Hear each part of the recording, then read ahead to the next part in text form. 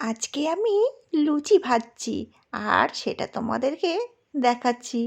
কারণ লুচি তুমি যেমনই বেলো না কেন, লম্বা হোক বা গোল হোক, টেরা হোক বা ব্যাকা হোক, লুচি কিন্তু আমার এমনই ফোলা চাই।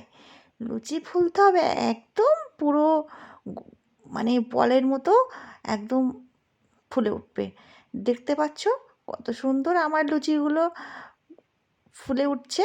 তো বন্ধুরা, তোমরা কারা কারা এত সুন্দর ফুলকো ফুলকো লুচি বানাতে পারো আমাকে কিন্তু অবশ্যই কমেন্ট করে জানাবে। কারণ আমি কিন্তু দেখেছি অনেকে লুচি ভাজে, তাদের লুচি কিন্তু ফোলে না। আর আমার লুচি যেমন ফুলবে তেমন টেস্টও হবে, নরম তুলতুলে।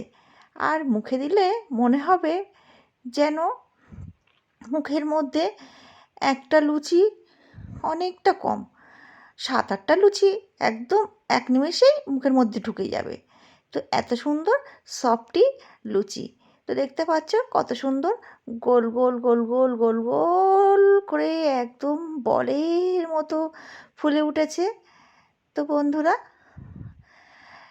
এই লুচি দিয়ে আর চিকেন কষা দিয়ে যা লাগে না, মানে বলার মতো না।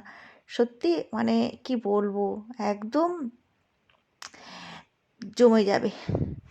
তো সব লুচিগুলো আমি ভেজে নিয়েছি, দেখতে পাচ্ছ। এই দেখো কত সুন্দর ফুলকো ফুলকো লুচিগুলো হয়ে গেছে। তোমরা